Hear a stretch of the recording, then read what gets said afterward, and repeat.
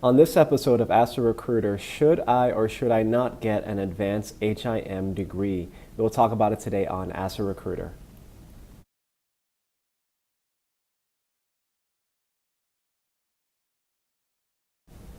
Hey, this is Bertram Lansiquot from the Ask a Recruiter video series. A question that recently came in for somebody just starting out within the H.I.M, and they asked, Bertram, should I get an advanced H.I.M degree? And in my conversations with that person, I asked them to consider two things. The first thing would be your career aspirations.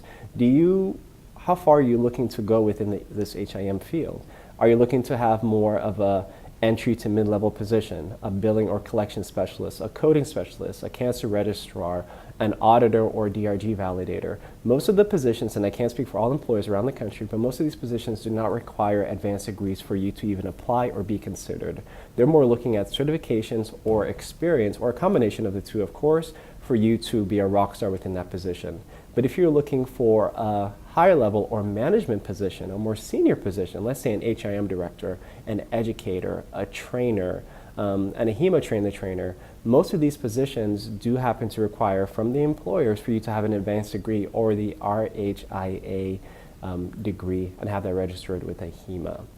So the second thing I'd like you to consider is the time and the money that might be needed to go ahead and get that degree. So what that means is, as an example, from my experience, when I got my college degree, I was able to get scholarships to pay for most of it. Around 75% was from one scholarship, and the school I was attending, the university, was able to pay for a good chunk of the rest. And I was also working at the time full-time as a full-time student, so whenever I had books or different things that came up, I was able to pay for that out of pocket. So I was able to graduate without, any student debt because I was able to get those scholarships.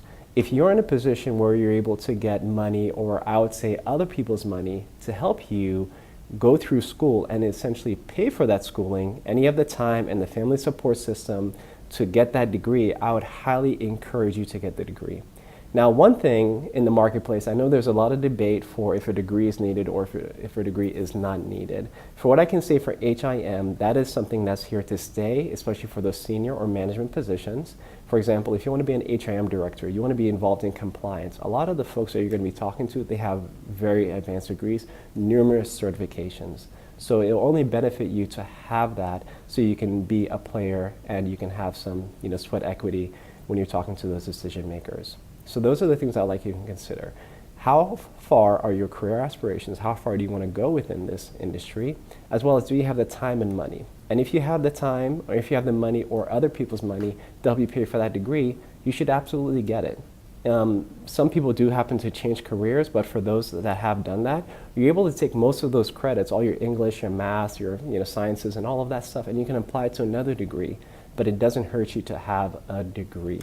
So I hope this was able to answer your questions and help many of you that are considering getting into coding or how far you can go into coding. This is Bertram from the Ask a Recruiter video series. If you have any questions, if you have any comments, please like, share, comment below. And if you haven't already, please subscribe to our YouTube channel and follow us on Instagram, on Twitter, or on LinkedIn. This is Bertram again. I will talk with you soon. Bye-bye.